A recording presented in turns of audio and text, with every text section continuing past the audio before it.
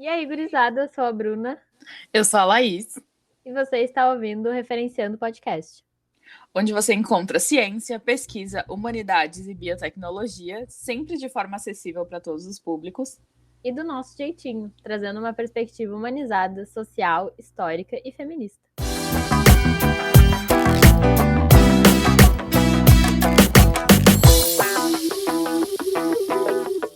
Seja qual for o motivo de cada um para ir embora, o certo é que o Brasil está perdendo jovens doutores, quando o número deles em qualquer idade já é menor que a média internacional. De acordo com dados da Organização para a Cooperação e Desenvolvimento Econômico, apenas 0,2% da população brasileira possui doutorado, enquanto a média dos países pertencentes à organização é de 1,1%. Segundo dados do CNPq, o Brasil tem hoje 7,6 doutores por 100 mil habitantes, índice que está estabilizado. Esse número não é suficiente, haja vista que países desenvolvidos têm um número muito superior, diz a bioquímica Angela Wise, da URGS, membro titular da Academia Mundial de Ciências e secretária regional da Sociedade Brasileira para o Progresso da Ciência no Rio Grande do Sul. Como é o caso do Japão, que é o país desenvolvido com o menor número de doutores, 13 por 100 mil habitantes. O Reino Unido, por sua vez, tem atualmente 41, enquanto Portugal, 39,7. Alemanha, 34,4 e os Estados Unidos, mais de 20. É muito pouco, segundo o engenheiro cartográfico Antônio Maria Garcia Tomazelli, do campus de Presidente Prudente da Universidade Estadual Paulista, Unesp, cujo grupo de pesquisa já perdeu 3 doutores para as instituições europeias. Para um país com uma economia complexa como a do Brasil e que precisa agregar valor tecnológico aos seus produtos, em vez de apenas exportar matérias-primas, o ideal seria dobrar ou triplicar o atual número de doutores, diz. Apesar de ver aspectos positivos na diáspora, no cômputo geral, Tomazelli a considera prejudicial ao país. O lado positivo é que ela significa que formamos cientistas de classe internacional, explica. O dramático é que estamos perdendo os melhores pesquisadores e que nos substituiriam no futuro, levando consigo todo o investimento feito com recursos públicos e o conhecimento altamente especializado que eles detêm. Um erro estratégico que será sentido em alguns anos, com o apagão científico em várias áreas, ressalva. Mas não é só isso. O mais grave é que o governo atual não tem qualquer política para reter esses cientistas. Ao contrário, entende como remédio reduzir a formação de doutores, critica Tomazelli. Segundo o geólogo Atlas Corrêa Neto, da UFRJ, não haverá renovação do quadro de pesquisadores e professores de nível superior. Ou, sendo menos pessimista, ela será aquém da necessária, diz. Haverá déficit de cientistas, e eles e os educadores terão menos conhecimento. Seremos piores, sem investimentos, sem incentivos. Será feita ciência de baixa qualidade. Os avanços serão pífios. Novas tecnologias não serão desenvolvidas, as já existentes não serão aperfeiçoadas. Nos tornaremos ainda mais dependentes de outros países e de multinacionais em termos de ciência, tecnologia e cultura.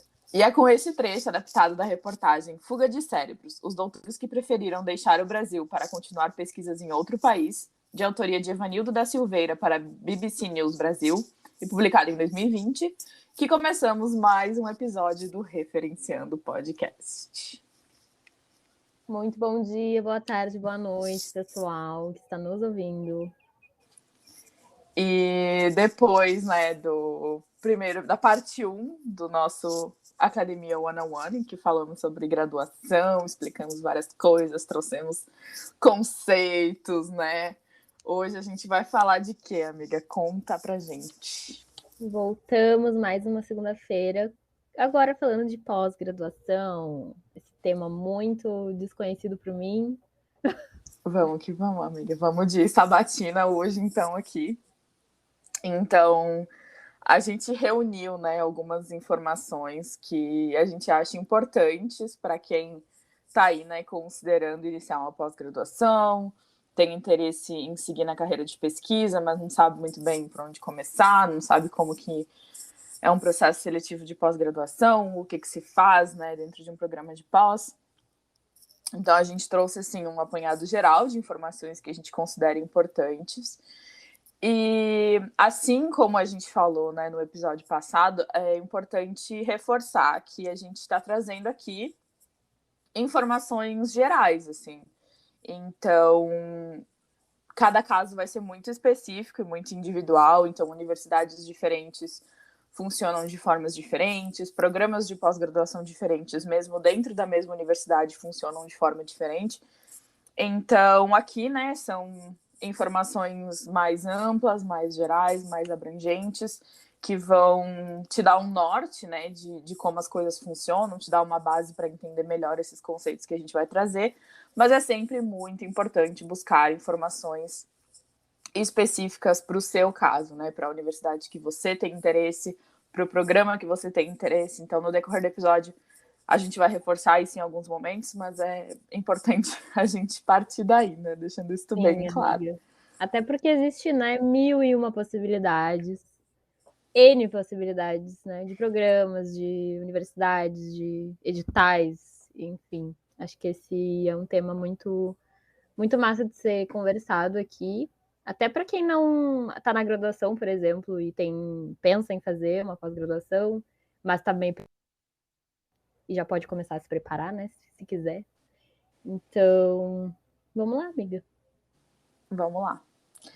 Então, vamos começar do começo, né, do básico, que é o que é uma pós-graduação, né? Tipo, eu já ouvi várias vezes pessoas me perguntando, tipo, tá, mas tu faz pós-graduação ou tu faz mestrado? Tu faz pós-graduação ou tu faz doutorado? Pior Então, que vamos começar pensava, esclarecendo aí. eu pensava meio assim, o que é uma... Após é mestrado e doutorado, ou não é? Mestrado e doutorado é uma coisa à parte? O que é a especialização, né? Aí, às vezes, eu via pessoas falando que faziam pós, mas aí eu perguntava se era mestrado. Não, não é mestrado, é uma pós. É uma confusão. Então, estamos aqui para esclarecer, não é mesmo? Esse é o nosso trabalho aqui. Então, de modo muito simples, a pós-graduação é o que vem depois da graduação, não é mesmo? Olha, então temos um Sherlock Holmes. Temos um Sherlock Holmes aqui entre nós. Então, esse termo se refere a todos os cursos que vão reunir conhecimentos complementares à graduação, né, ao ensino superior. Então, todos os tipos de especialização, mestrado, doutorado, tudo isso é considerado pós-graduação. Então, existem diferentes cursos, diferentes níveis, mas tudo isso é pós-graduação. Então, esses cursos eles vão servir para aperfeiçoar os profissionais em áreas mais específicas de atuação, vai servir para aprofundar o conhecimento, né, para obter um conhecimento mais aprofundado numa determinada área, que pode ser focada no meio acadêmico ou na inserção no mercado de trabalho, que a gente já vai conversar um pouquinho mais sobre isso. Mas, então, de forma geral, pós-graduação, o que vem, né, de formação, que é complementar à graduação, e vem depois, né, da conclusão da graduação. Então, mestrado é pós-graduação? Sim. Doutorado é pós-graduação? Sim. Especialização? Também. Então, agora conta pra gente, amiga, qual é a diferença, então, né, de pós-graduação lato sensu e stricto sensu, que vai entrar nessa principal diferença entre as especializações e as pós-graduações acadêmicas. Beleza. Então, de acordo com o MEC, as pós-graduações lato sensu são programas de especialização e incluem os cursos designados como MBA, ou Master Business Administration. Ela vem no inglês. Ela lança. Então, eles têm duração mínima de 360 horas. Ao final do curso, o aluno obterá certificado e não diploma. Além disso, eles são abertos para candidatos diplomados em cursos superiores e que atendam às exigências das instituições de ensino. As pós-graduações stricto sensu compreendem programas de mestrado e doutorado abertos a candidatos diplomados em cursos superiores de graduação e que atendam às exigências das instituições de ensino também e ao edital de seleção dos alunos, né? Então, ao final do curso, o aluno vai ter lá um diploma e depois que ele apresentar a sua tese ou monografia final. Então, aí você pode estar se perguntando, será que eu devo fazer, então, uma pós-graduação stricto sensu? Amiga, me responde isso. Então, essa é uma questão bastante complexa e pessoal, que vai ter inúmeros aspectos a serem considerados e que a gente vai abordar um pouco mais no final do episódio. Cronologicamente faria sentido a gente falar sobre isso agora, mas a gente achou importante que vocês tenham em mente tudo que a gente vai discutir daqui para frente quando nós falarmos sobre tomar a decisão de ingressar numa pós-graduação stricto sensu. Então, se tu tá pensando sobre isso, se questionando se esse é o melhor caminho para ti, fica ligado em todas as explicações e as dicas que a gente vai dar a partir daqui e não sai daí que a gente vai chegar nesse ponto. Mas, enfim, então, decidi fazer uma pós-graduação, sei que eu quero seguir esse caminho, sei que eu quero fazer um mestrado ou doutorado. Então, qual é o primeiro passo, amiga? Então, a gente, tem que escolher um programa propriamente dito para fazer a pós-graduação, porque, como a gente falou, são N possibilidades e tu pode... A tua área, por exemplo, de formação tem zilhões de ramificações, então tu tem que pensar do que tu te identifica mais em relação ao que tu já estudou até agora. Então, primeiro a gente começa escolhendo, o ou os programas que tu vai aplicar. E de acordo com dados de 2020, divulgados pela CAPES, existem 4.650 programas de pós-graduação stricto sensu no Brasil, o que inclusive representa um aumento de 48% em relação a 2011. Então, assim, o que não falta é opção. E claro que não existe uma fórmula mágica para fazer esse tipo de escolha, tomar essa decisão, principalmente porque cada caso vai ter incontáveis particularidades, cada pessoa vai ter suas diferentes prioridades e objetivos. Mas vamos destacar algumas coisas que a gente considera importantes de serem levadas em consideração e que pode acabar te ajudando. Então, acho que um ponto muito importante é onde você quer ou pode morar, já que isso pode restringir o número de universidades que você vai considerar. Então, é o momento de refletir se você quer ficar na cidade onde você mora ou se mudar é uma possibilidade para você. E se for, quão longe você está disposto a ir? Alguma outra cidade dentro do seu estado, outros estados na sua região, qualquer lugar do país? Se está perto da sua cidade natal por conta de familiares, amigos ou o motivo que for, é algo essencial para você, é necessário considerar a frequência com que você gostaria de viajar e se isso é viável. Então, quais são os meios para chegar lá? Quanto tempo de viagem? Isso vai se encaixar no seu orçamento e na sua rotina? Se você só conseguir viajar nos finais de semana, é viável financeiramente? E em relação ao tempo de deslocamento versus o tempo que você realmente vai passar no seu destino? E claro que também tem o aspecto financeiro, que é extremamente importante. Como a gente vai conversar mais para frente, ser aprovado em um programa de pós-graduação não é garantia de receber uma bolsa. Então, você precisa considerar esse cenário. É possível para você se manter em outra cidade sem bolsa? É viável para sua família te ajudar financeiramente? Ou para você trabalhar enquanto faz pós-graduação? Se você for aprovado com bolsa, você prefere usar esse dinheiro para se manter morando sozinho em outra cidade? Ou para os seus planos para o futuro faz mais sentido continuar morando com a sua família e poder juntar uma grana nesse momento da sua vida? Então, nesse ponto, a gente não vai poder trazer respostas para vocês, porque cada situação vai ter diferentes nuances e infinitas possibilidades. Então, a gente optou por trazer alguns pontos para reflexão que são muito baseados na minha experiência e de amigos próximos. Então, com certeza, existem muitos outros aspectos a serem considerados nesse sentido, mas eu acho que já dá um norte para quem está começando a pensar sobre isso e se sente meio perdido. E o meu principal conselho aqui é: explorem e considerem realmente as possibilidades que você tem, mesmo que dê medo. Eu fiz a minha graduação na minha cidade natal e essa decisão fez muito sentido para a minha vida. E eu tinha certeza que eu queria fazer pós-graduação desde o início, mas eu sempre considerava como opções somente as universidades na minha cidade e na cidade vizinha, onde eu fiz iniciação científica. E foi só no último ano de graduação que eu percebi que todas aquelas opções eram ótimas, mas nenhuma era o que eu realmente queria. E aí que finalmente caiu a minha ficha de que eu podia explorar outras opções. E na maior parte da faculdade eu nem considerava essa possibilidade e no fim das contas foi a melhor decisão para mim. E deu medo? Com certeza. Mas eu me joguei com medo mesmo. Então, se permitam explorar opções, mesmo que pareçam doidas e distantes no momento. Entre elas, com certeza você vai encontrar alguma coisa que faça sentido para você e que você possa fazer acontecer. Exatamente. E aí, talvez, a partir desses questionamentos, tu já consiga definir alguma possibilidade e começar a procurar universidades e programas a partir das opções e tal que tu está considerando, em relação ao que onde tu quer morar, se tu pode morar, Ou não, às vezes você tá na vibe Zeca Pagodinho e aberta a deixar a vida te levar. Então, a sua decisão vai se basear, né, nas universidades e áreas de estudo e pesquisa que te interessam mais. E tu tem uma ferramenta aí contigo, né, para tu conhecer as tuas possibilidades, que é a internet. Olha que coisa maravilhosa. No meu caso, eu parti de uma lista de universidades em que eu gostaria de estudar, acessei os sites e procurei por páginas que listassem os programas oferecidos por essas universidades.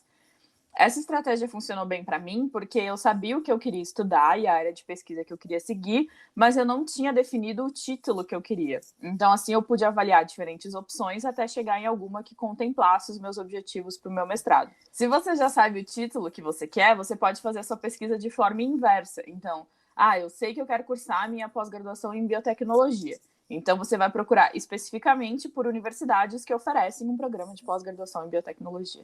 E aí, outra estratégia, né, interessante é observar em quais universidades e programas que estão sendo produzidos artigos brasileiros na tua área de pesquisa. Então, pegue esses artigos e dá uma olhada em quem são os autores e quais as filiações, quem sabe joga os nomes na plataforma Lattes e tal, para ver onde é que essas pessoas estão desenvolvendo a sua própria formação e a quais programas elas estão vinculadas. Isso pode te ajudar bastante a delimitar algumas opções que são interessantes também. E lembrando que, de forma geral, o primeiro autor é quem desenvolveu diretamente a pesquisa, que gerou a publicação, e o último autor é o orientador e coordenador do grupo de pesquisa. Então tá, amiga. Fui lá, dei meu Google, escolhi umas opções de programa aí. Mas como que eu posso me informar mais para saber se o programa que eu tô ali de olho realmente atende às minhas necessidades e está de acordo com os meus objetivos para minha carreira? Então, aí é que entra, né, de novo, a importância de tu explorar as informações que estão à tua disposição, que tu conseguir encontrar na internet. E, de forma geral, no site lá institucional dos programas de pós-graduação, tu encontra as disciplinas oferecidas pelo programa e também os professores que fazem parte do corpo docente e as linhas de pesquisa que são desenvolvidas. E aí, assim, tu pode avaliar se as disciplinas, fazem sentido para os seus objetivos, para o que você realmente quer estudar, e se existe uma linha de pesquisa que envolva o trabalho que tu quer desenvolver durante a tua própria pós, né? Esse momento de se informar e compilar todas as informações que tu for lendo e tal sobre os teus programas de interesse é bem importante para que tu alinhe as tuas expectativas com a realidade e saiba o que esperar da tua trajetória dentro do programa. Isso mesmo. Por exemplo, eu queria ingressar em um programa em que eu não só pudesse desenvolver pesquisa na área de células-tronco, mas que eu pudesse cursar disciplinas focadas em biologia celular e molecular. Então, para mim, não bastava que essa linha de pesquisa fosse desenvolvida no programa, sabe? Então, para o meu caso, essa etapa foi decisiva. Então, foi nessa análise do que o programa em biologia celular do desenvolvimento da UFSC oferecia em termos de disciplinas e linhas de pesquisa, que eu decidi que era a opção perfeita para mim e para as minhas prioridades nessa etapa da minha carreira. A partir daí, você pode explorar os currículos dos docentes e dos seus orientandos na plataforma Lattes, ver quais são os trabalhos que seus grupos estão publicando e selecionar com quem você gostaria de trabalhar. Alguns laboratórios também têm sites institucionais ou páginas de divulgação científica nas redes sociais que vão te ajudar a conhecer mais sobre os projetos que são desenvolvidos. E outra coisa muito interessante e que vale muito a pena investigar é se o teu programa de interesse tem cursos de verão ou inverno. Esses cursos são normalmente ofertados anualmente por alguns programas de pós-graduação e tem como público-alvo alunos de graduação com o objetivo de apresentar o programa para potenciais alunos. Então, cada um vai ter uma organização e uma programação diferente, mas de forma geral eles vão contar com palestras ministradas por professores e alunos do programa, e que aí tu pode conhecer mais sobre o programa e as linhas de pesquisa, né? Isso é muito legal. E alguns também contam com atividades práticas, onde tu pode ter contato com modelos de pesquisa utilizados no programa, metodologias, estrutura de pesquisa que a universidade dispõe, enfim. Os cursos de verão e de inverno são uma oportunidade incrível, assim, né, para explorar opções, para conhecer diferentes universidades, diferentes laboratórios, diferentes programas, diferentes realidades. Então, assim, é muito interessante, vale muito a pena explorar, assim, essas possibilidades. E você não precisa estar no último ano da graduação para ir atrás disso. Eu acho que nenhum dos cursos que eu tive contato, pelo menos, tinham essa exigência de que tinha que ser formando, né, para ser selecionado. Então, normalmente vai ter ali um processo seletivo bem simples, em que você tem que mandar uma carta de interesse, seu histórico, alguma coisa do tipo. E aí vão ser selecionados um número X de alunos para participar. E, gente, assim, é muito incrível. Eu tive a oportunidade de fazer o curso de verão do programa em que eu fiz mestrado, e foi uma experiência muito legal que me ajudou a ter certeza da minha escolha de aplicar para lá. Então, eu recomendo 100% que você procure por esses cursos em programas que te interessem e explora mesmo tudo que possa te ajudar a fazer uma escolha informada. Além disso, outra possibilidade é entrar em contato com professores do programa. No meu caso, antes mesmo de descobrir que o programa oferecia o curso de verão, no início do meu último semestre da graduação, eu mandei um e-mail para um dos professores listados no site do programa que desenvolvia pesquisas na minha área de interesse, falando, né, sobre a minha experiência com pesquisa, sobre o meu interesse em ingressar no programa. E ele não ia abrir vaga para novos alunos no edital, né, para o qual eu ia aplicar. Então, ele me recomendou entrar em contato com o coordenador do programa. E foi isso que eu fiz. E ele foi super querido, super acessível. Inclusive, um salve para o professor Jason Exige, um profissional incrível, um professor excepcional que eu admiro, assim, horrores. Salve, Jason. Salve, Jason. Ele encaminhou, né, o meu e-mail para professores que trabalham na minha área de interesse. E esse contato foi extremamente importante para mim. Então, assim, gente, não tenham medo de entrar em contato com a coordenação do seu programa de interesse, com professores com quem você gostaria de trabalhar, porque existem muitos profissionais incríveis que vão estar, sim, dispostos a te ajudar. Na pior das hipóteses, você não recebe uma resposta, mas na melhor, isso te gera uma oportunidade muito massa de networking e te beneficia nos seus próximos passos. Alguns professores também são super abertos à possibilidade de fazer um estágio voluntário, do laboratório ou grupo de pesquisa, conhecer o pessoal e ver se aquela oportunidade faz sentido para ti antes que tu inicie, né, de fato, o processo seletivo. Então, não deixa de explorar as tuas possibilidades. E outra coisa interessante é que tu pode cursar disciplinas do programa como aluno especial, antes de tu estar matriculado. Isso também vai constar no site do programa, como é que tu pode se matricular como aluno especial e tal. E tu também pode cursar uma disciplina para ver como é, e se acabar ingressando no programa, tu pode aproveitar essa disciplina que tu já cursou. Isso também é uma oportunidade bem legal. Agora, vamos falar de processo seletivo, amiga. Dá teu show. Vamos lá. Tem uma coisa que a gata já passou nessa vida, é processo seletivo. Então, e eu só vou aprendendo. Vamos começar nessa jornada. Como disse a Bruna no episódio anterior, esse é o momento de pegar o cafezinho, fazer uma pipoquinha, fazer Ou umas uma brejinha, às anotações. vezes, né? Esqueci de mencionar. Também, Uma brejinha. O que apetecer nesse momento, nesse horário do dia em que você está ouvindo esse excelentíssimo podcast. Então, vamos lá, vamos falar de processo seletivo. É legal, assim, ter uma ideia, né, do que esperar, porque normalmente a gente só conhece, né, como isso funciona e sabe o que pode ser pedido quando a gente está se preparando, né? Então, é legal que a gente já tenha uma ideia de como que isso acontece, o que pode ser ali cobrado da gente, para a gente já ir, né, se preparando mentalmente para quando chegar esse momento. E a gente reforça, né, aqui é super importante lembrar que a gente está falando de forma bem geral, para que vocês tenham ideia do que esperar de um processo seletivo. Mas tenham em mente que cada programa, mesmo dentro da mesma universidade, tem autonomia para definir os critérios de avaliação e as etapas do seu processo seletivo, e todos os detalhes estarão descritos nos editais. E aqui vai uma dica de amiga. Se tu está te preparando para fazer uma seleção, e isso vale inclusive para concursos também, o edital é o teu melhor amigo. Esse não é o momento de ter preguiça. Pega o edital, leia com muito cuidado. Leia os editais de seleções passadas para já ir se inteirando de como funciona. E quando o seu edital for publicado, estuda ele assim, ó, de cabo a rabo, com muita atenção para entender tudo direitinho, para não se perder em prazo, para não ser pego de surpresa por nada. Então, assim, esse é o momento de deixar a preguiça de lado. Pega o edital e conhece ele do início ao fim. Ai, amiga, quando eu tenho que ler um edital, eu abro ele e meu olho já revira 360 graus. Mas é muito Amiga, importante. eu sei, mas assim, É eu cheguei num foda. ponto que eu conhecia o meu edital da minha bolsa de doutorado de cor. Se pedisse pra eu recitar o que estava escrito lá, eu sabia.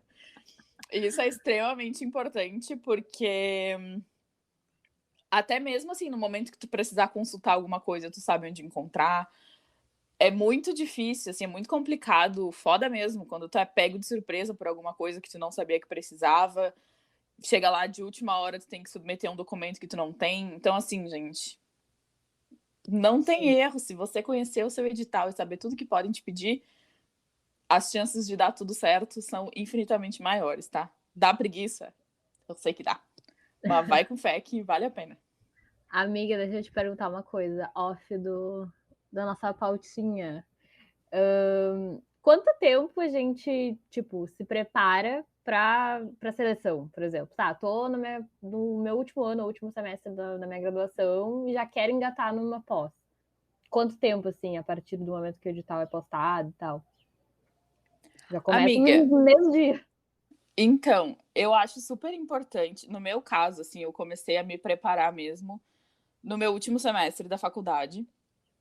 Então, o edital normalmente ele é lançado relativamente perto do início da seleção. Eu acho que normalmente ele é liberado 45 dias, uma coisa assim, antes de começar o processo seletivo. Então, é super importante que tu já dê uma lida em editais passados e já tenha uma ideia do que vão te cobrar. Então, por exemplo, se é um edital que te pede uma prova, tu tem que começar a estudar para a prova com tempo hábil de revisar todos os conteúdos que vão ser cobrados na prova.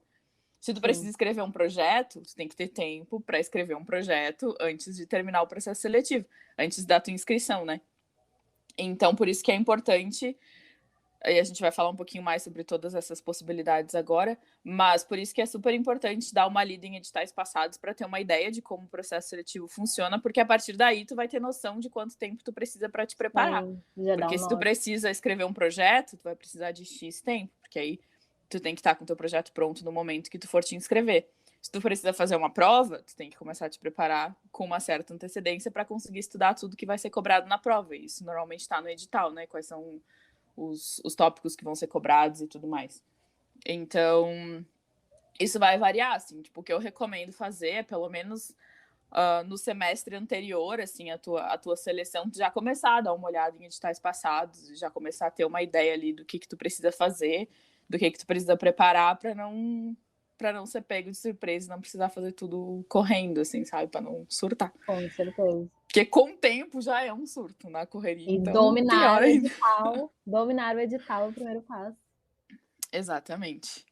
E também é importante ter em mente que o processo seletivo provavelmente vai ser diferente se você está ingressando no mestrado ou no doutorado, mesmo no mesmo programa. Então, mais uma vez, não existe a possibilidade que eu consiga falar isso o suficiente. Conheça o seu edital, ele é o seu melhor amigo. Então, o que a gente pode esperar de uma seleção de pós-graduação? Tô louca para saber. Então, primeiramente, normalmente o que vai ser cobrado é uma avaliação de currículo. Então, na avaliação de currículo, a comissão avaliadora, que a gente também chama de banca, vai definir o que gera pontos e qual o peso de cada coisa para gerar uma nota.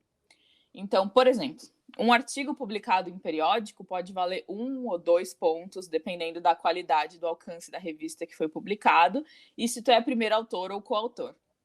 Um resumo apresentado em congresso pode valer meio ponto. Participação em comissão organizadora de evento, 1 ponto. Se for uma seleção de doutorado, o mestrado também vai valer pontos, e assim por diante. E normalmente, algumas categorias podem ter limites. Então, por exemplo, resumo para congresso vale meio ponto e tu pode somar até 2 pontos. Então, isso quer dizer que só 4 resumos vão contar, né, para tua nota. Se tu tiver mais, já não vai somar mais, né, pontos para tua avaliação. E aí o currículo acadêmico ele pode ser pedido de 2 formas, né, em geral. Então, o seu currículo Lattes completo, que você consegue exportar diretamente da plataforma Lattes, ou através do preenchimento de um documento que vai ser disponibilizado pelo programa, né, no site do programa, junto com o edital e tudo mais, em que você adiciona as suas informações de acordo com o que é solicitado e pontuado na sua seleção. Então, você vai baixar uma tabela em que vão ter as categorias, como as que eu mencionei, e você já vai adicionar apenas o que o seu programa vai considerar na avaliação. E aí, junto com o teu currículo, o programa vai pedir comprovação de tudo que vale pontuação. Então, agora segura aqui na minha mão, que eu vou te dar uma dica de ouro. Tenha sempre os seus certificados organizados para não enlouquecer neste momento. Então, tenha uma pasta digital no seu computador e na nuvem, com subpastas por categoria, se você quiser. Ela é capricorniana, tá? Só pra deixar bem claro. Onde tu vai adicionando todos os teus certificados conforme vai recebendo. E também uma pasta física, onde tu vai imprimindo e organizando tudo. Gente, nunca deixem isso para depois. Confie em mim, isso vai salvar tempo e vai evitar muito estresse e muita dor de cabeça no futuro. Então, por exemplo, eu tenho uma pasta de certificados, e aí lá eu tenho palestras, participação em evento, apresentação de resumo, onde eu tenho os certificados e os resumos que eu enviei, artigos, enfim, uma pastinha lá para cada categoria das coisas. Então, isso assim, salva um tempo absurdo. Então, no momento que eu preciso, eu preciso do certificado de tal coisa, eu já sei onde está, já vou lá, já encontro, já resolvo os pepinos que eu tenho para resolver. Pode parecer idiota até falar isso, né? Guarda os seus certificados. Mas é que, assim, às vezes tu tá para receber o certificado online, né? Digitalmente, por e-mail. E aí esquece que vai receber, esquece que o e-mail vai passando e tu não salvou. Ou, sei lá, por algum motivo, o lugar que vai te mandar o certificado esqueceu de te mandar. Daí tu vai lá e cobra, e aí depois guarda, sei lá. Mas pode parecer idiota, mas é muito importante. Sim, às vezes, tu participou de um evento que gerou o certificado num site lá, né, na plataforma em que o evento foi organizado. Daí você já não salvou o certificado no momento. Aí daqui, sei lá, 2 anos você precisa desse certificado, você já não tem nem ideia de que site era aquele, de que login era aquele, de que senha era aquela, como é que entra, como é que acessa. E aí, nisso, você pode acabar perdendo pontos na sua seleção, porque já não sabe mais onde que encontra ou onde recuperar os certificados mais antigos. Então, Laís, eu nem sei se eu quero fazer pós-graduação. Tudo bem, mas se eventualmente tu decidir fazer qualquer processo seletivo que exija essa documentação, você vai me agradecer. Então, gente, essa é uma dica de ouro. Eu já vi muita gente, assim, em vésperas de fazer seleção, enlouquecida atrás de certificado e imprimindo tudo e organizando tudo e não lembrando onde que busca tal coisa. Então, experiência própria. Organizem. Eu já gosto de imprimir tudo e deixar numa pasta. Exatamente. Organiza tudo, tenha tudo de fácil acesso, que no momento não é muito trabalho, mas vai salvar muito estresse, muita dor de cabeça e uma trabalheira do cão no futuro. Exato. Então, vamos falar de cartas de recomendação, cartas de interesse. No decorrer da tua graduação, já tenha em mente que tu vai precisar de cartas de recomendação em algum momento. Já estou processando isso na minha vivência aqui. Já tá anotando ali. Já estou deixando gravado na cabeça. Geralmente, então, vão ser pedidas cartas de 2 ou 3 pessoas que trabalharam diretamente contigo e que possam falar de ti, né? Como é que tu é como aluno, teu desempenho, suas características, para que aquela banca te conheça um pouco melhor. Então, essas pessoas podem ser orientadores de iniciação científica, supervisores de estágio, pós-graduandos que te supervisionaram, né? Ou que tu acompanhou, professores também com quem tu teve contato mais próximo, orientadores de TCC, enfim. Até alguns editais podem especificar os tipos de vínculo que vão ser aceitos, então fica atento. E a carta de interesse vai ser a tua oportunidade de dizer para a banca quem você é.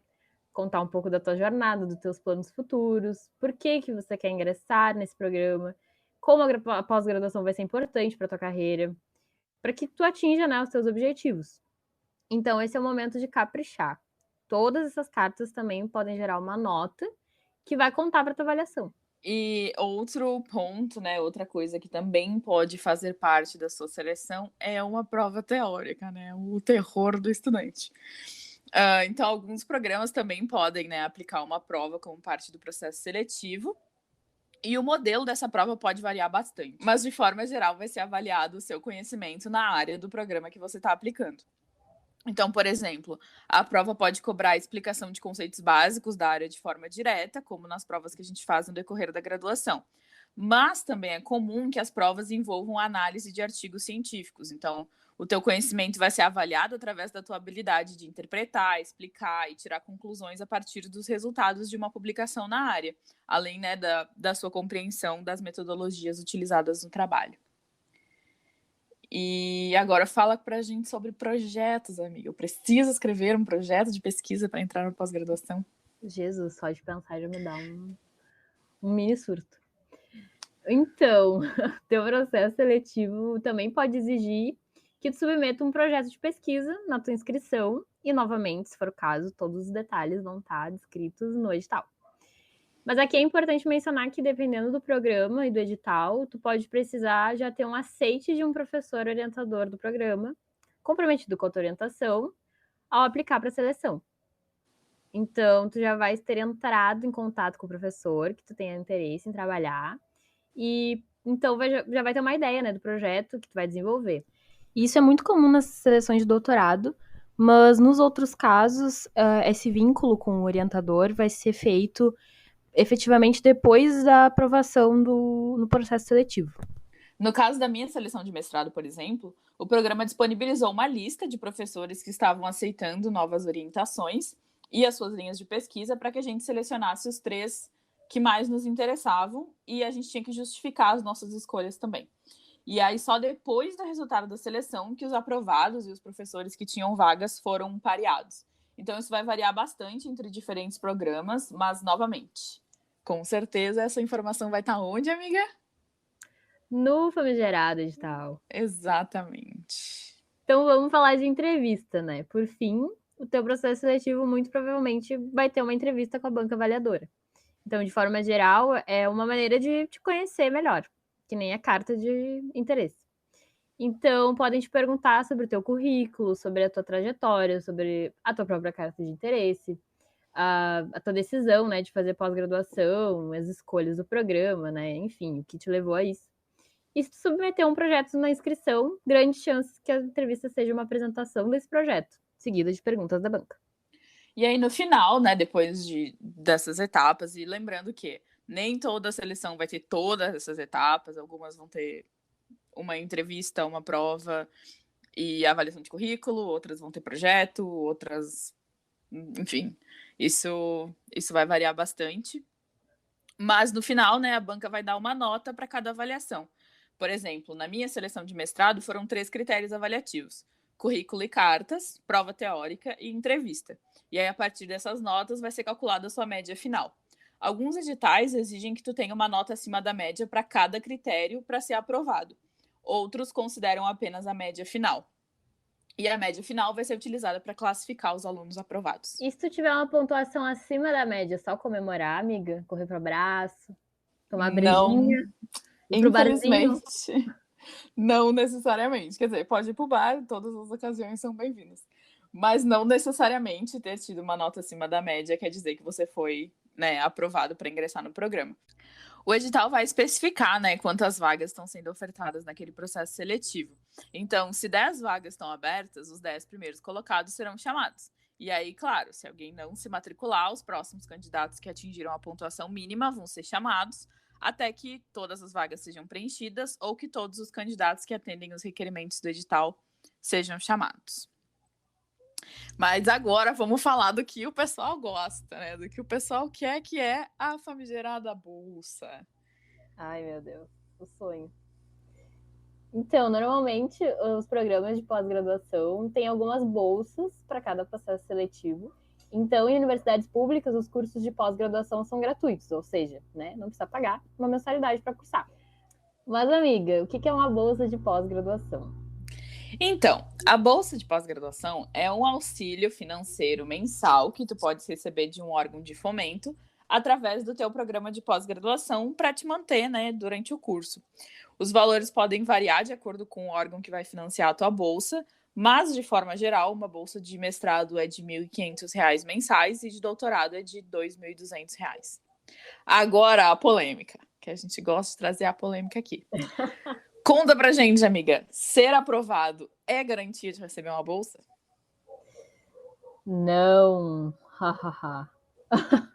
Alguns programas só abrem vagas com bolsa, ou seja, né, esse programa tem 5 bolsas para um edital, só serão abertas 5 vagas. Outros abrem vagas mesmo sem bolsa. Então, se são 5 bolsas e 10 vagas, os 5 primeiros colocados no processo vão receber as bolsas disponíveis, desde que se encaixem nos requisitos, principalmente dedicação exclusiva à pós-graduação e ausência de vínculo empregatício.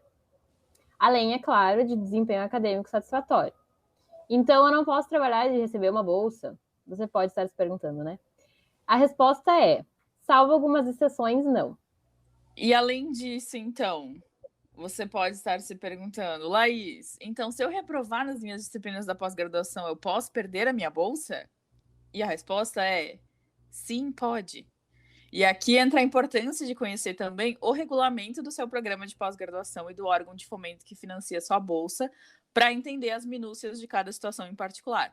Mas, como a Bruna comentou, né, o bom desempenho acadêmico é um requerimento para a manutenção da sua bolsa. Então, se você reprovar nas suas disciplinas, você pode sim correr o risco de perder a sua bolsa. Essa bolsa super... Vamos aproveitar Essa o momento bolsa. para conversar um aspecto assim bem importante, né? Quando a gente fala de pós-graduação. Eu já ouvi, né, pessoas me dizendo que, tipo, porra, mas tu recebe tudo isso só para estudar, se referindo aos R$ 1.500 que eu ganhava mensalmente durante o meu mestrado. ênfase no só estudar, né? Que já dava, de novo, exatamente. 360 graus. Assim, gente, já faz mais de 10 anos que bolsas de pós-graduação não tem reajuste. E assim, você que é uma pessoa que mora no Brasil, né? E sabe quanto custa um aluguel, quanto custa fazer um mercado, você deve ter uma ideia de que viver com R$ 1.500 mensais é muito complicado. Se você vai no mercado, por exemplo, né, ver o preço das coisas. Exatamente. Então, assim, primeiro vamos, né, começar por essa ideia que as pessoas têm de, nossa, que vagabundagem, tá recebendo só para estudar, né? Você tem que ter em mente que pós-graduandos são profissionais qualificados. Então, a pessoa que está no mestrado, no doutorado, é uma pessoa que já tem graduação e é uma pessoa que está produzindo conhecimento, produzindo ciência e pesquisa dentro do país. Então, assim, 95% da pesquisa que é desenvolvida no Brasil é feita dentro das universidades. E quem desenvolve essa pesquisa são os alunos de pós-graduação. Então, além de fazer disciplinas, a gente também está dentro do laboratório, dentro dos grupos de pesquisa, estudando, escrevendo, produzindo conhecimento, publicando e movendo a ciência do país. Então, se você acha justo que um profissional qualificado esteja recebendo essa mijaria para produzir ciência, reveja seus conceitos. Além de que, enquanto pós-graduandos, né, e vamos lembrar aí que a gente vai falar um pouco mais sobre isso mais para frente, mas um mestrado tem duração em geral de 2 anos e um doutorado de 4 anos, então são 6 anos aí. Enquanto isso, a gente não tem direito trabalhista nenhum. Então, a gente não tem direito, tipo, a férias remuneradas, a gente não tem... Isso não conta para nossa aposentadoria.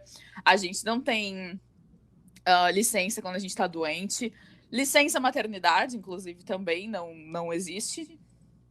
Então, se você tiver uma relação legal com seu orientador e estiver em um ambiente de trabalho saudável, você pode conseguir ali umas férias no fim do ano para visitar sua família, se você está morando em outra cidade, conseguir um tempinho ali para descansar, você pode ter ali uma compreensão, se você está doente, vai ficar uma semana, sei lá, uns dias sem trabalhar, mas isso não é garantido, não existe uma garantia por lei de que você tem direito de ficar em casa se você está doente, que você tem direito de tirar licença maternidade e tudo mais. Então, assim, é complicada a vida do pós-graduando, né? E aí a gente ainda tem que eu vi as pessoas perguntando se a gente só estuda e ainda ganha dinheiro para isso.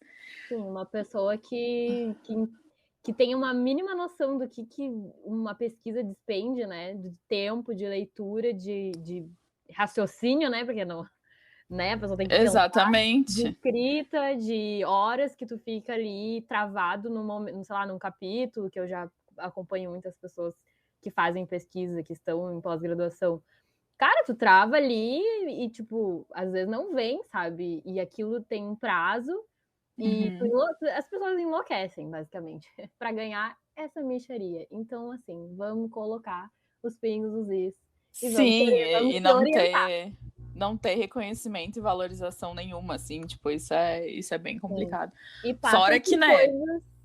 Pode falar, Lívia. tem ainda a questão de dedicação exclusiva, então você ganha essa mixaria, você ainda não pode fazer outra coisa, senão você corre risco de perder a mixaria que você ganha.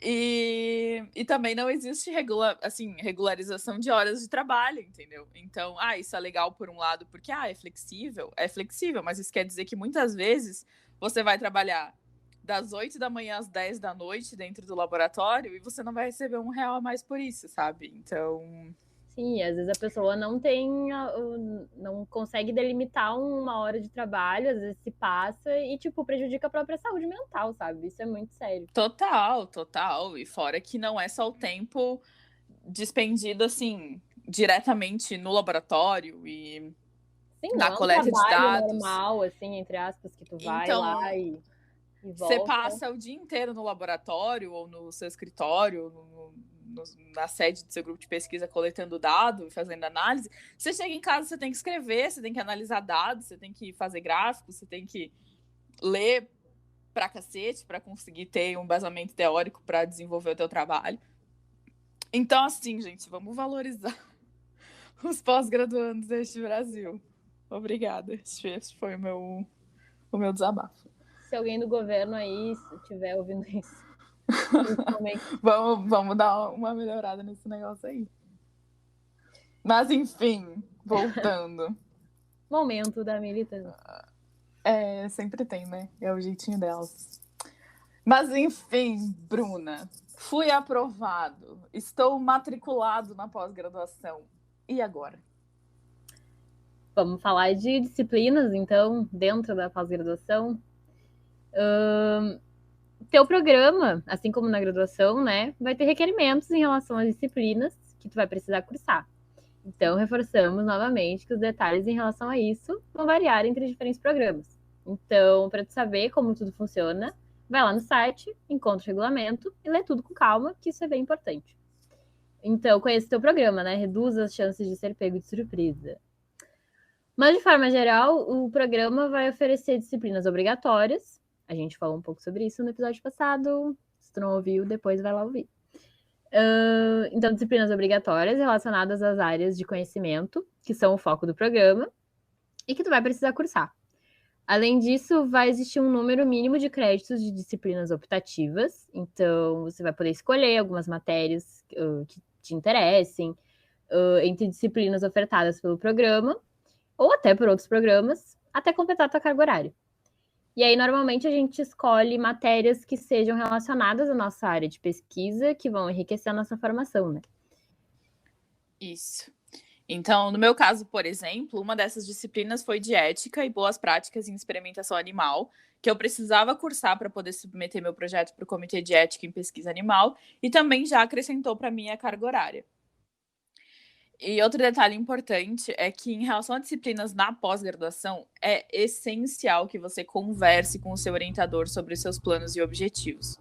Na pós, essa relação entre aluno e orientador é muito mais próxima e é super importante que o teu orientador concorde e aprove o teu planejamento. Ele também vai ter conhecimento sobre questões burocráticas, sobre disciplinas ofertadas no seu programa e em outros que podem te auxiliar no desenvolvimento do teu trabalho. Então, conversa com o teu orientador sempre, sobre tudo, antes de tomar qualquer decisão. Outro ponto interessante é que as disciplinas de pós-graduação podem não seguir o calendário acadêmico regular da graduação.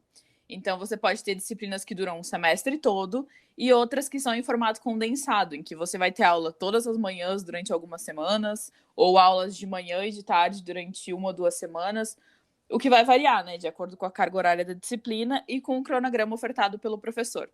Então, existe uma flexibilidade nesse sentido. Os programas também normalmente oferecem uma disciplina obrigatória de seminários, em que o professor pode trazer palestrantes, convidados, para falarem sobre a sua pesquisa, mas que tem como principal objetivo oferecer um espaço para que os alunos apresentem seus projetos e resultados no decorrer da sua formação.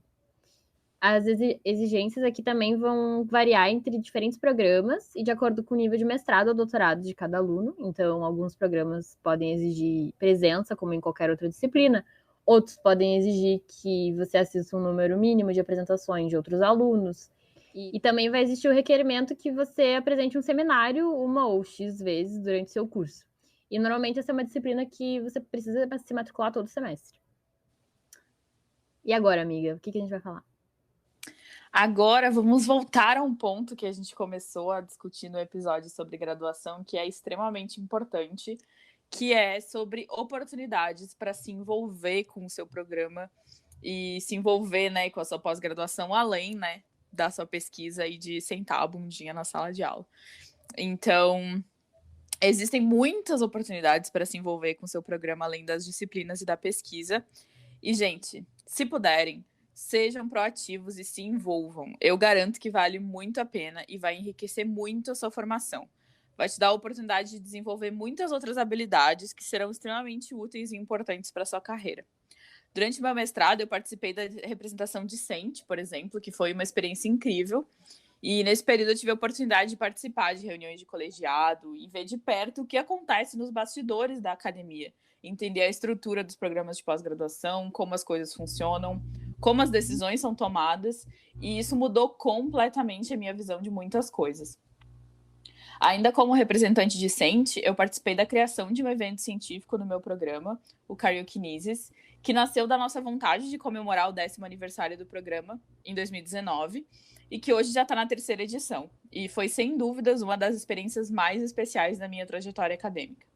Então, assim, participe dessas atividades, se envolva com organização de eventos, em comitês, projetos de divulgação científica, organize cursos e palestras com seu grupo de pesquisa para eventos de ensino, pesquisa e extensão, que são promovidos pelas universidades. Aproveite essas oportunidades para tirar o máximo de proveito da sua trajetória na pós-graduação. É muito fácil ficar tão focado nas suas obrigações que você nem percebe tudo que está acontecendo ao seu redor. E claro que às vezes é difícil acumular mais atividades, mas eu garanto que é extremamente recompensador e que vai te possibilitar desenvolver habilidades muito importantes. Legal. Então, até aqui a gente conversou em linhas mais gerais sobre pós-graduação estricto sensu, mas quais são as diferenças entre o mestrado e o doutorado? O que é um mestrado profissional? O que é necessário para a obtenção desses títulos? Vamos descobrir.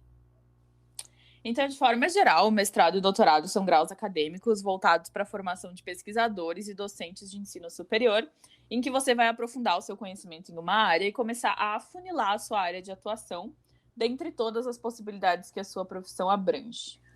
O mestrado tipicamente tem duração de 2 anos e o doutorado de 4 anos.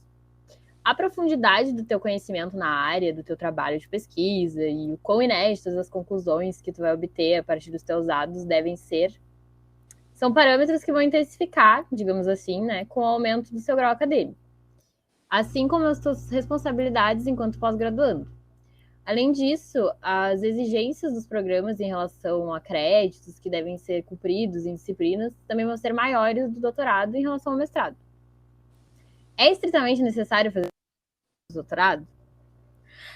A resposta é não. Então, se você se envolveu bastante com iniciação científica durante a graduação, tem um currículo legal, uma boa bagagem de pesquisa, você pode aplicar direto para o doutorado depois da graduação e você pode ser aprovado.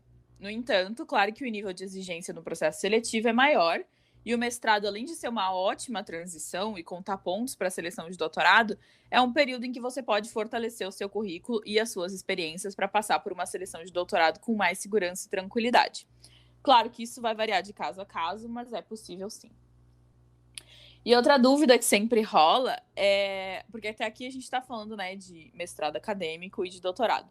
Mas também existe o mestrado profissional, né? Então conta pra gente, amiga, o que é um mestrado profissional? Então, em geral, é semelhante ao que a gente chama de mestrado acadêmico em relação à duração e à necessidade de desenvolver um trabalho de conclusão para obter o título, e depois a gente vai falar sobre isso. Mas a principal diferença é que o mestrado profissional ele não tem o objetivo de formar profissionais para a carreira acadêmica ou para pesquisa, mas sim de formar profissionais que vão transferir conhecimento técnico e científico para o famigerado mercado de trabalho. Então, o curso vai ter uma grade curricular e um componente de pesquisa voltado para aplicação no mercado, na indústria, ou até mesmo na educação básica, no caso da área da educação. O que muda é a abordagem e o objetivo, já que aqui o que se quer fazer é uma ponte entre o meio acadêmico e o mercado de trabalho, possibilitando que os profissionais aprofundem seu conhecimento na sua área de atuação. Isso aí. Agora vamos falar um pouquinho sobre os trabalhos, né, os documentos que a gente produz no decorrer da pós-graduação. Então você já deve ter ouvido falar em qualificação, mas o que raios é isso? A qualificação nada mais é do que a avaliação do seu projeto de pesquisa por outros professores da área, que você escolhe com a ajuda do seu orientador para fazerem parte da sua banca avaliadora. Então, nessa etapa, que normalmente é na metade do curso, aqui mais um alerta para ler com detalhe o regulamento do seu programa, porque existe um limite de meses após o ingresso em que você precisa qualificar.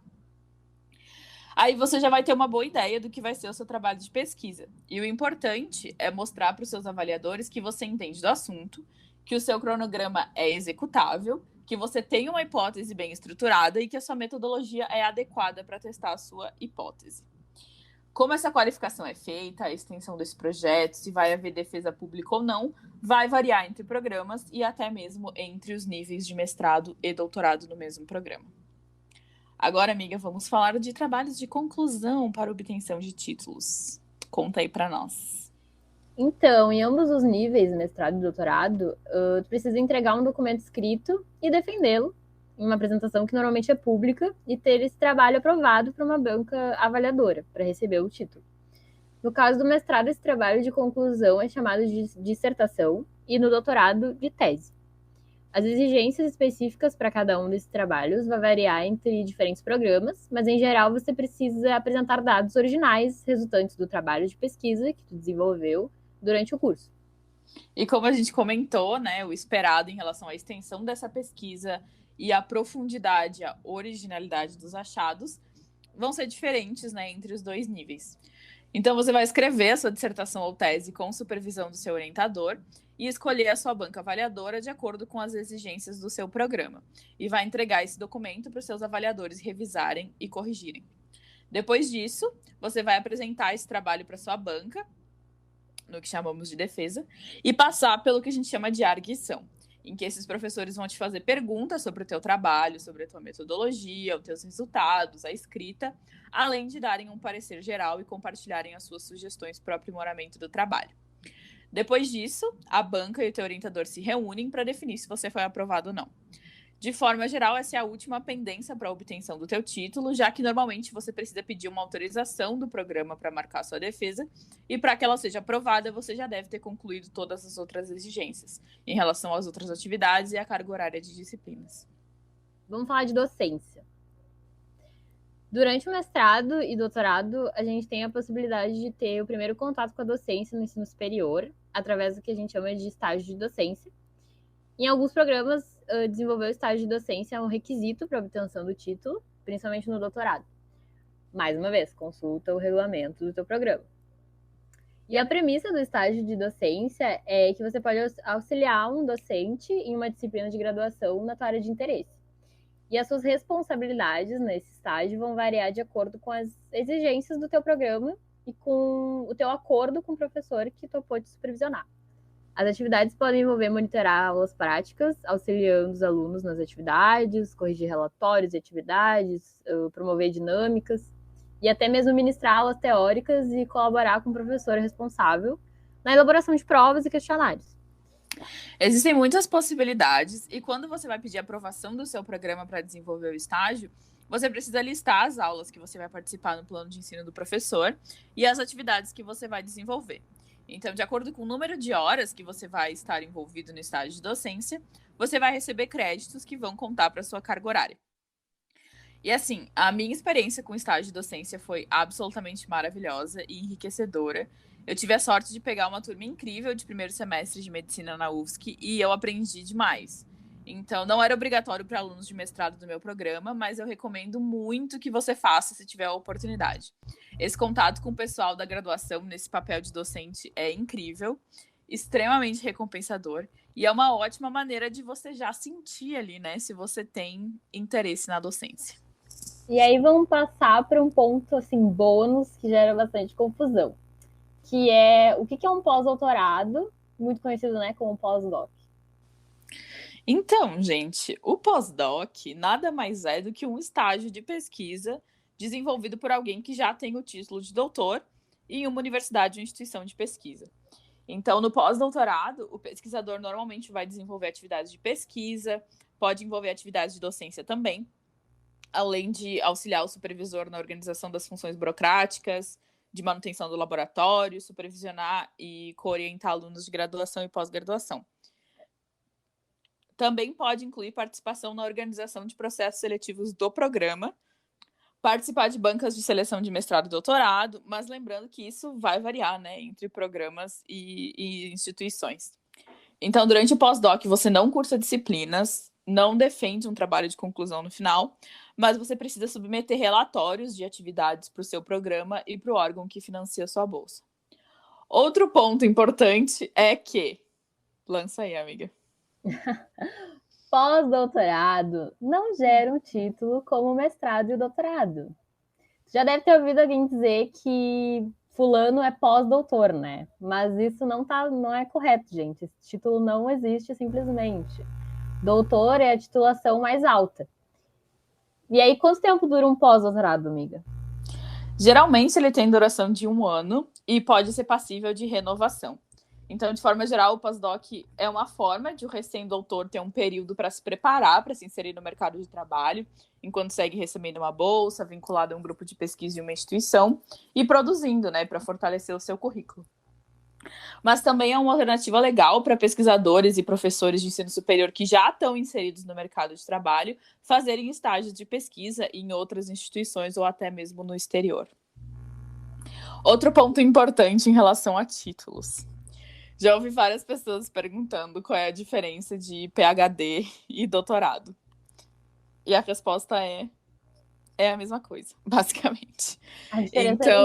A diferença é nenhuma. Mas vamos às minúcias aqui, né? Vem comigo, vamos entender o que é isso aí. Então, PhD é uma sigla que significa Doctor of Philosophy. E é um tipo de doutoramento, né? Que é, assim, o título bastante utilizado no exterior. Então, eu vou falar pela minha experiência aqui nos Estados Unidos, tá? Então, o PhD é um tipo de doutoramento. E existe essa denominação porque existem diferentes tipos de doutoramentos aqui. Então, se você faz um doutorado numa área de conhecimento além da medicina, normalmente é assim que se define, e então incluído aí das mais diversas áreas do conhecimento, né, dentro da academia, você vai receber um título de PhD, de Doctor of Philosophy. E não filosofia se referindo a matéria, né, a disciplina filosofia, mas lá na origem da palavra, né, que é o amor ao conhecimento e tal. Então é nessa pegada, assim, não é, mas você estuda biologia celular e vai ser doutor em filosofia, porque não é essa filosofia. É a filosofia, né, lá da origem grega da palavra filosofia.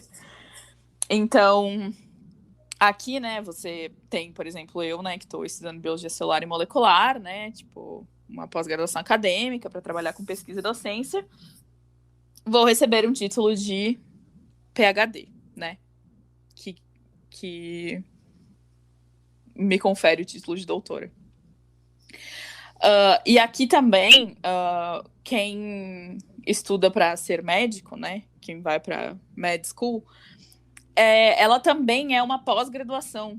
Então, você tem que passar por um undergrad, né, que é como eles chamam, que a gente chama de graduação no Brasil, e aí você vai entrar para grad school, que é o que é correspondente à pós-graduação, para que você possa se tornar médico. Então, o estudo da medicina para exercer a profissão é uma pós-graduação. E aí, quando você conclui, você recebe o título MD, que é o de Medical Doctor. Então, existem esses diferentes tipos de doutoramento que vão te dar o título de doutor, mas em diferentes áreas do conhecimento, em que você pode exercer a sua profissão, a sua qualificação de formas diferentes. Então, em linhas gerais, PhD e doutor se referem à mesma coisa, ao mesmo título. Então, sanando aí esta dúvida. E aproveitando, né, amiga, para lançar aqui aquele clássico que eu sei que tu tá afim. Lança. Doutor é quem tem doutorado, né, minha gente? Então, como comentei aqui nos Estados Unidos, né, médicos são doutores, eles precisam deste título de medical doctor e passar pela grad school para poderem exercer a profissão. Assim como advogados também precisam passar pela grad school para exercerem, né, a advocacia. Mas no Brasil, né, galera, a gente sabe que para ser médico ou advogado, você faz apenas um curso de graduação. Então, não sei que não que seja cultura existe, mas vamos lá. Não que seja fácil, não que seja pouco, são muitos anos de estudo árduo, né, para exercer essas profissões, mas você pode garantir o seu direito de ser chamado de doutor cursando um doutorado. Se podendo, isso. Muito obrigada. Se podendo, ganhando uma bolsa de 2.200. Exatamente. É sobre. E agora, para concluir essa conversa, que a gente espera que, apesar de bem longa, seja uma referência legal e completa para quem está considerando esse caminho ou ingressando na pós agora. Essas são as coisas que eu fui aprendendo meio que na marra durante a minha trajetória acadêmica, porque ninguém vai parar para te explicar tudo isso. E são coisas que você não sabe que precisa saber até aprender, então é complicado. Mas acho que a grande pergunta que fica é: será que eu devo fazer pós-graduação? Olha, eu tô me perguntando isso nesse momento. Acredito que seja uma experiência muito, né, engrandecedora e te deixa mais expert num determinado assunto, né, da tua área. Eu acho que deve ser muito interessante eu viver nesse espaço e, né, ir colhendo esses aprendizados e conviver com pessoas que já passaram por isso, sabe? Professores que tu olha o Lattes e fala, uau, pelo amor de Deus, eu preciso ter pelo menos 10 minutos de conversa com essa pessoa. Eu fico pensando assim. Mas dá um medinho. Que dica que tu dá, com certeza. Que dica que tu daria? É aquela coisa, né? A gente não tem uma resposta mágica e universal, mas eu acho que um bom ponto de partida para essa reflexão é: o que eu quero fazer depois da pós-graduação? Como eu quero me inserir no mercado de trabalho? É claro que no fim da graduação a gente não tem muita certeza de nada, mas é muito importante realmente pensar sobre quais são as possibilidades que você considera para o seu futuro, para avaliar se uma pós-graduação com viés acadêmico faz sentido para você. Se você tem certeza que não quer trabalhar com pesquisa ou lecionar no ensino superior, talvez uma especialização ou um mestrado profissional te insira onde você quer estar no mercado de trabalho. Que já te dá um respaldo, né? Mas não com esse direcionamento para pesquisa. Exatamente. E assim, gente, é muito importante pensar que um mestrado e um doutorado são um compromisso de 2 e 4 anos que você assume. Então, não é uma decisão que deve ser feita, assim, de forma leve, sabe? Tipo, é uma coisa que você precisa refletir se é aquilo que você quer, se isso vai trazer um impacto positivo para sua vida e para os seus objetivos no futuro, sabe? Então, por exemplo, se você odeia pesquisa, qual é o sentido de você fazer um mestrado e um doutorado? Tipo, investir 6 anos da sua vida nisso. Se você odeia aquilo, e vão ser 6 anos de sofrimento e, sabe, muito estresse, muita dor de cabeça, e você, tipo, zero realizado com aquilo que você tá fazendo, sabe?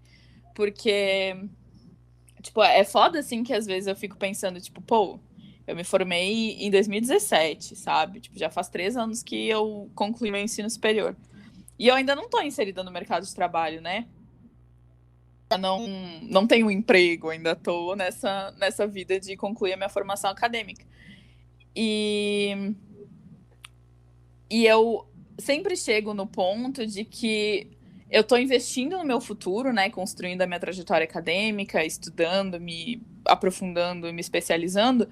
Mas eu tô, ao mesmo tempo, desenvolvendo a minha profissão. Tipo, eu quero ser pesquisadora pro resto da vida. Então, eu ainda tô na faculdade, eu ainda tô estudando, mas todo dia eu tô exercendo a minha profissão. Eu vou pro laboratório e faço o que eu gosto de fazer e é o que eu quero fazer pro resto da vida, sabe?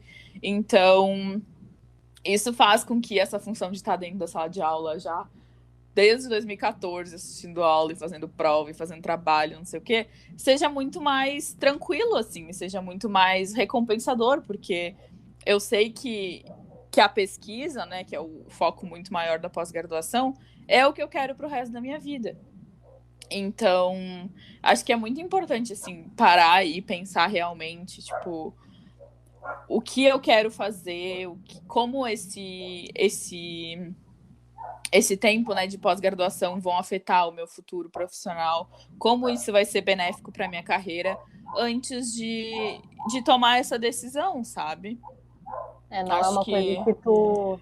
vamos ver no que dá. Eu acho que é uma coisa Exatamente. E eu bem sinto mais que muita imparcial. gente vai por esse caminho e acaba extremamente frustrado, porque é difícil, sabe? Tem todos os perrengues que a gente falou, né, em relação a questão trabalhista mesmo, mas também, tipo, é puxado, sabe? Você não tem hora para nada, você trabalha 24 horas por dia, porque se você não tá no laboratório, você tem que escrever, você tem que pesquisar, você tem que ler, você tem... Então, tipo, Inclusive, acho que tu até já comentou isso comigo, né, amiga? Que se tu tiver uma bolsa e tu resolver desistir, porque não, sei lá, qualquer motivo, tu tem que devolver, né? Sim. Isso também, né, vai variar de acordo com o regulamento do órgão de fomento que paga a tua bolsa e do teu programa. Mas o regulamento geral, assim, é de que sim, se você desiste na metade do programa e você está recebendo bolsa, você tem que devolver o que você recebeu pro seu órgão de fomento, né? Tá Porque aí um bom ponto. você não vai estar dando o retorno, né? Que é a produção da sua tese ou dissertação no final, que é o produto final do investimento na sua formação, né? Tá aí um bom ponto para ser pensado, né? E gente, assim, não vale a pena o sacrifício só por um título, entendeu? Então você tem que gostar daquilo, você tem que ter certeza que aquilo vai ser benéfico para o teu futuro e para tua carreira. Então não vai nessa de tipo, vou fazer aqui, não sei muito bem o que eu quero depois da graduação, é o caminho mais fácil, vou ter um título e tal. Gente, não é assim, tipo, reflitam, pensem, o meio acadêmico é incrível, eu sou suspeita para falar porque eu sou completamente apaixonada pela pesquisa. Como eu falei, eu sei que é isso que eu quero fazer pro resto da vida. E eu só sei porque eu explorei as minhas possibilidades e refleti muito antes de tomar decisões que fazem sentido para os meus objetivos profissionais. E como a gente conversou no episódio 2, os perrengues existem, sempre vão existir, e nessas horas o que te mantém firme no teu caminho é saber que você está caminhando em direção onde você quer chegar. Então, entre várias dicas, né, que a gente deu no decorrer desse episódio, eu acho que uma muito importante é não subestime essa decisão, sabe? Reflita sobre, converse com pessoas que você conhece que estão na pós-graduação, que estão no programa que você quer cursar, que veja, né, tipo, qual é a formação de pessoas que estão desenvolvendo, né, a sua profissão da maneira que você quer, tipo, se inserir no mercado de trabalho. Então, vá atrás disso, vê, preciso de um mestrado, preciso de um doutorado, preciso de uma especialização. Tipo, conheça, sabe? Esse não é o momento de deixar a vida te levar, esse é o momento de pensar, né, e tomar decisões informadas e conhecer onde você está pisando. Porque também é muito fácil se frustrar. E quanto mais informação você tem, quanto mais você conhece onde você está pisando, quanto mais você realmente toma decisões embasadas, né? Isso reduz bastante a chance de você acabar se frustrando, né? Ou tendo as suas expectativas não correspondidas. Outra coisa que eu também queria ter falado na parte, quando a gente falou de processo seletivo, eu acabei esquecendo, é que, né, a gente falou sobre análise de currículo e tal, e eu lembro que no meu curso de graduação existia uma grande pressão, assim, em relação a publicações. em relação a publicar artigos enquanto você está na graduação e tudo mais. E isso é uma coisa complicada, assim, porque tem áreas que é mais fácil de publicar, tem áreas que é mais difícil de ter resultado para publicar. Depende muito, né, de com quem você está trabalhando, como é que é o laboratório, o grupo de pesquisa que você está. Isso é uma coisa que, principalmente na graduação, depende muito pouco de você. Depende muito mais de outros fatores. Então, eu lembro que quando eu estava no último ano da graduação, né, eu sabia que eu queria fazer seleção de mestrado, sabia que eu queria seguir, né, carreira acadêmica. E, assim, foi um grande surto para mim. Eu fiquei completamente desesperada quando eu estava prestes a fazer seleção, pensando que eu nunca ia ser aceita num programa de mestrado, porque eu não tinha nenhum artigo publicado até aquele momento. Então, eu lembro que foi muito difícil, assim, foi... Eu fiquei muito desesperada, assim, tipo, me sentindo muito... assim, questionando se eu deveria mesmo estar naquela posição e me sentindo muito inferior e incapaz, porque eu não tinha, né, um artigo publicado quando eu fui fazer uma seleção de mestrado. Eu também dependia muito de ficar bem colocada na minha seleção, porque eu não ia ter condições de cursar o meu mestrado sem bolsa. Então, foi muito estressante, assim, nesse sentido. Eu pensando, nossa, eu nunca vou conseguir. Que dirá ser aprovada, mas ainda com bolsa, sem ter um artigo no currículo, foi, assim, um grande surto. E, gente, assim, o que eu posso dizer para vocês, se isso tranquiliza os seus corações, é que eu passei em primeiro lugar na minha seleção, sem ter nenhum artigo publicado. Então, não deixem as pessoas te convencerem de que vai ser isso que vai te impedir de chegar onde você quer, de entrar num mestrado, de começar a sua vida acadêmica, porque não é, sabe? Como eu falei, acho que foi no episódio anterior, eu não tinha artigo publicado, eu não tinha condições financeiras de ir para congresso, então eu fazia o que estava ao meu alcance, sabe? Eu ia em semana acadêmica, eu apresentava meus resumos onde eu podia, onde eu tinha acesso nas universidades ao meu redor, participava dos projetos que a minha universidade oferecia, e essas coisas fizeram uma grande diferença para mim, sabe? Enriqueceram super o meu currículo. Então, eu fiz o que dependia de mim, tipo, o que eu podia fazer, o que estava dentro das minhas possibilidades. Então, se você tá aí pensando, né, de fazer uma pós-graduação, se você ouviu esse tipo de comentário de que você precisa ter artigos publicados e etc. para conseguir ser aprovado num processo seletivo, gente, esquece isso, entendeu? Tipo, isso não é regra, isso não é lei. Você pode se sair muito bem num processo seletivo, mesmo se você não tem o currículo que você gostaria de ter nesse momento. Então, invista em outras coisas, invista no que você pode.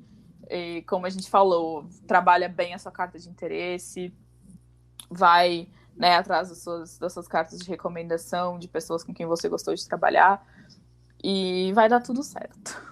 Esse é o meu recado final. A dica para quem está na graduação e pensa já, né, numa pós, se enfia ali no meio de tudo que tu puder, porque se tu não está encaminhado pelo menos para, sei lá, publicar um artigo, tem outros meios, né, de tu ir construindo o teu caminho para chegar numa pós-graduação, né? Sim, com certeza. A conclusão que eu tiro disso.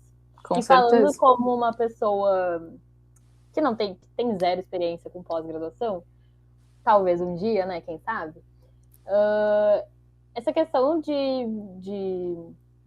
ir para uma pós-graduação apenas, a gente também tem que pensar que tudo que está sendo produzido é para retornar para a comunidade, né? De alguma maneira, para enriquecer a produção científica do país. Então, a pessoa que está indo para lá só por ir, para ter, né, nome em artigo publicado e, né, tudo bem, a gente quer ter um título, obviamente a gente quer ter um título, um currículo legal, mas acho que a gente tem que refletir sobre isso, né? O que a gente vai estar entregando para a comunidade se a gente está fazendo tudo só por fazer, sabe? Nem aí pro lance, pro rolê.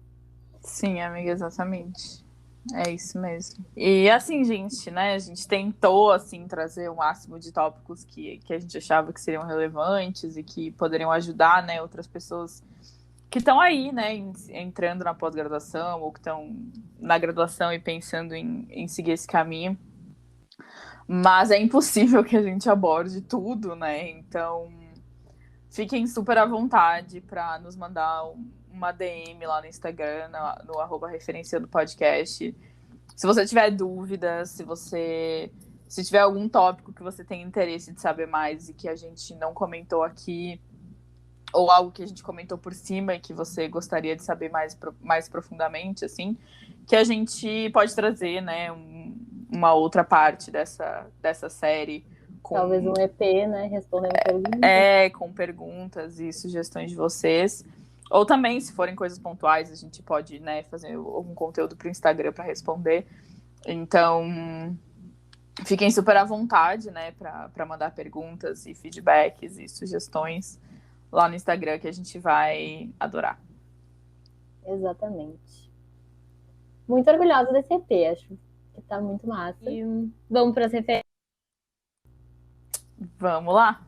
Para quem não sabe, para quem tá vindo, chegou aqui de paraquedas, cada episódio, cada final de episódio, a gente traz uma referência, alguma coisa que a gente, assim, que nos agrade, que a gente queira indicar para vocês. Então, eu vou começar fazendo um jabazinho para mim mesma, porque eu pensei em indicar um podcast, mas na verdade vou acabar indicando o Instagram que eu estou produzindo conteúdos, que é o @literatura.ongep, ONGEP, que é o Instagram do Núcleo de Literatura de uma organização não governamental que oferece educação popular para vestibulandos. Então, são conteúdos que eu estou postando lá para quem está estudando para o Enem, algum vestibular específico. Em específico, é bem voltado para o vestibular da URGS, além do Enem. Então, fica a dica se tu tá, né, interessado na URGS. Lá a gente está postando conteúdos de revisão de literatura. Então, já tem um post sobre quinhentismo e sobre barroco. Então, até se tu gosta de conteúdo de literatura no geral, eu adoro, acho muito massa aprender sobre isso. Segue lá e dá uma engajada para nós. Maravilhoso, gente. Sigam lá, porque tá maravilhoso, tá? Uma gracinha, os conteúdos lindíssimos, impecáveis, produzidos pela minha amiga. Feitos com amor. Sempre. A minha referência de hoje é um podcast chamado Vem Cienciar. Inclusive, eles também estão no Instagram como @VemCienciar. Esse podcast ele é desenvolvido por 2 professores, né? O professor Marcos e o professor Jason. O professor Jason, que já foi mencionado neste episódio anteriormente. Salve, simplesmente. Jason. Salve, Jason. Absolutamente tudo para mim. Eles têm um podcast com um trabalho muito incrível de divulgação científica. Então, eles trazem especialistas para falar sobre temas muito interessantes. Eles debatem, né, a intersecção entre ciência e política em vários episódios. Então, é um trabalho, assim, muito massa. Os episódios são muito bacanas. Inclusive, hoje eu estava ouvindo que eles lançaram essa semana sobre cannabis e sobre a pesquisa com canabinoides no Brasil, né? E fala... Eu acho muito legal porque eles falam, né, além do aspecto científico, eles trazem também o aspecto político, né, uma socialização, uma contextualização, né, na sociedade que eu acho muito massa, assim. Então, recomendo super, sigam lá no Instagram, @VemCienciar, e aí lá vocês conseguem, né, acessar o podcast em outras plataformas de áudio. E lembrando, né, amiga, que todas as nossas referências, tanto as fontes que a gente utilizou para construir o roteiro do episódio, quanto essas referências que a gente mencionou agora, vão ser disponibilizadas lá no nosso Medium. Então, você consegue acessar através do medium.com/referenciandopodcast, ou você pode acessar o nosso Instagram, @referenciandopodcast, e clicar no nosso link na bio, e vai ter lá escrito blog, onde você clica e vai ser direcionado direto para o nosso Medium, onde você consegue acessar todas essas referências. Siga a nossa conta no Insta, que lá tem várias atualizações de episódios novos e a gente eventualmente põe caixinha de perguntas, então siga a gente lá. E... Interajam, engajam. Interajam, é claro. Quem sabe, amiga, vem um feat aí com esse podcast maravilhoso, Vem Cienciar. Puts, ia ser tudo pra mim. Fica o convite, público. Fica aí assim, como quem não quer nada, Fica professor no ar. Jason. Não tenho nem roupa, Jason. Salve, Jason.